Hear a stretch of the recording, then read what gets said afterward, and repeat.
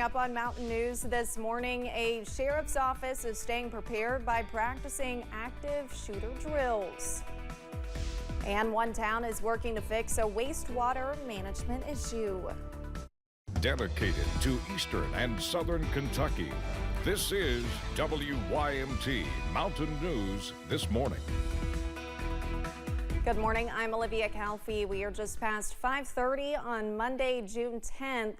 Now let's go on ahead and send it over to meteorologist Tim Drawbridge for a look at your forecast this morning. Good morning, Olivia. Good morning, everyone. Waking up to the fog this morning. Not excited about that. I am excited about what we got coming at us this afternoon. It's going to be another day with a great feel to the air. You know, the other thing I'm excited about, UK baseball winning the Super Regional last night, 3-2 over Oregon State. Good for them, right? Visibilities as you leave Hazard into the Cumberland Valley, about 1.5 miles or less. Pedal off the metal this morning. Temperatures region-wide in the 50s, lower 60s though as you make your way toward Jacksboro and Monticello. And we go ahead and look at the satellite weather composite. Nothing going on locally. There's a disturbance that's up as you make your way into the southern Great Lakes, northern Illinois, northern Indiana, northwestern Ohio. That's hauling southeastward, but don't worry. It's not hauling with anything major weather-wise because we will see a sunny to partly cloudy sky today.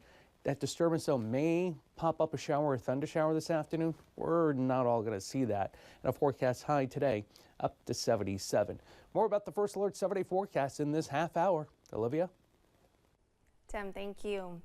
There's new information on a case involving a Kentucky murder suspect. Stephen Ching is accused of killing Scott County Deputy Caleb Conley a year ago during a traffic stop on I-75.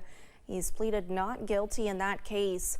Last month, he pleaded guilty to burglary and assistant felony offender charges in a separate case in northern Kentucky. He's set to be sentenced on those charges today. Ching faces 10 to 20 years. Prosecutors are calling it an insurance policy pending several other cases in at least 3 other Kentucky counties. Today, a federal judge will hear arguments in Lexington about Title IX protections. The case is based on a complaint of a West Virginia high school female athlete. Tennessee, Kentucky, Ohio, Indiana, Virginia, and West Virginia have joined in the suit against the U.S. Department of Education. The debate is tied to the Biden administration's definition of sex in Title IX requirements to include gender identity. Those changes are set to go into effect on August 1st. If a judge agrees with the plaintiffs, it would put the administration's changes on hold while the case makes its way through the courts. Preparing for an emergency or crisis is critical for first responders. The Pulaski County Sheriff's Office held an active shooter training on Sunday in Somerset. Carly Hogston shows us how valuable the training is for frontline workers.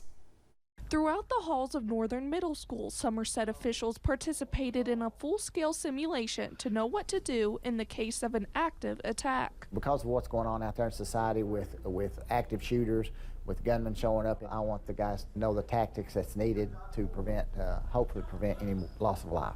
After the Sandy Hook tragedy, there was a shift in how to respond to active attack situations. Pulaski County Sheriff Bobby Jones says to combat that, they are teaching their departments the Advanced Law Enforcement Rapid Response Training, also known as ALERT. Now, when you get there, there's an active shooter inside of a building, you go in. So this is teaching them the tactics needed to get in there safely and to go straight to the threat. Sergeant Alex Wesley from the Pulaski County Sheriff's Office says the training lets all the departments come and learn together. So if an active aggressor threat arises, they would all be on the same page. It's very important that all law enforcement agencies are on the same page.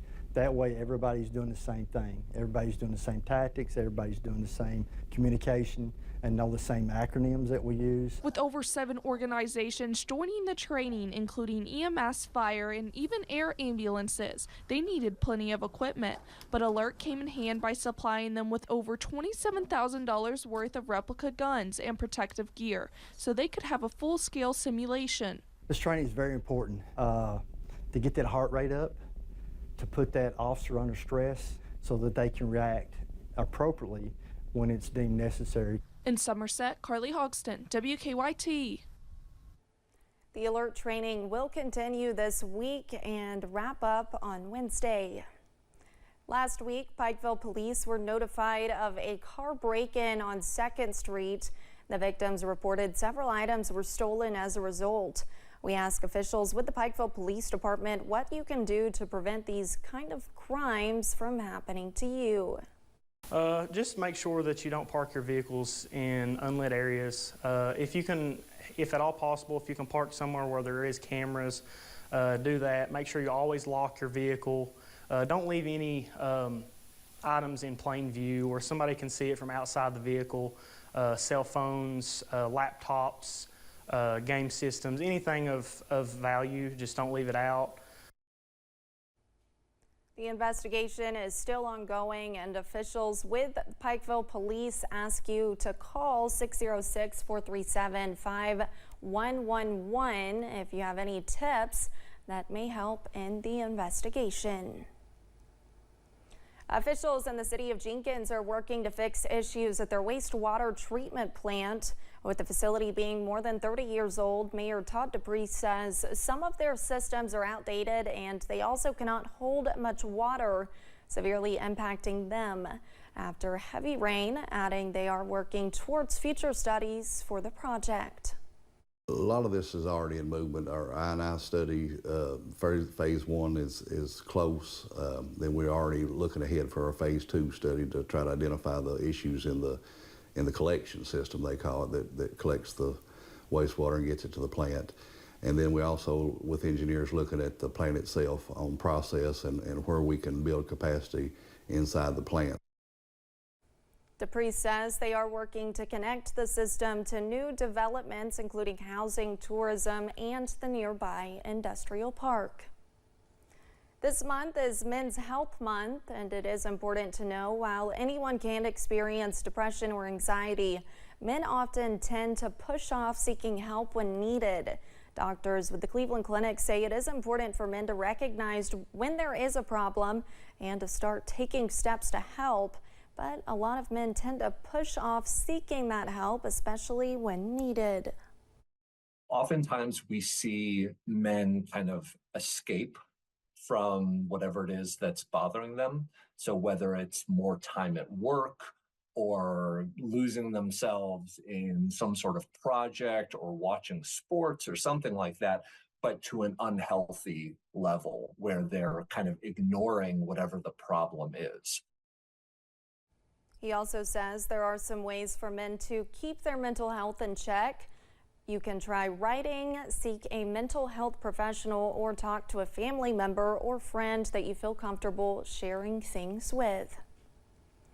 Kentucky's Secretary of State Michael Adams received an award for bravery in politics.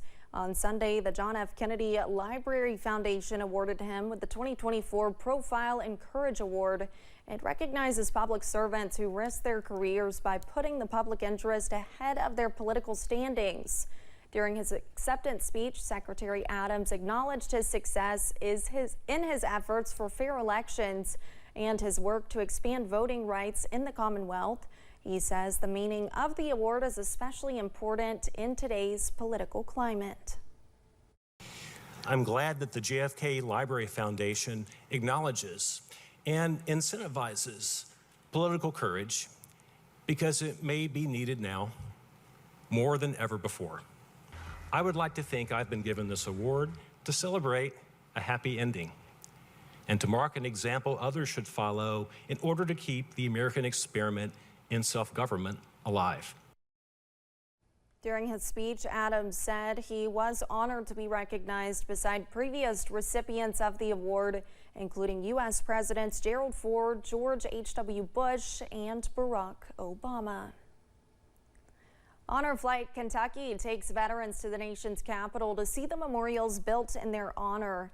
The trips come at no cost to the veterans. They're largely funded through donations and fundraisers. On Saturday, as Samantha Valentino shows us, hundreds of people showed up to support Honor Flight's mission.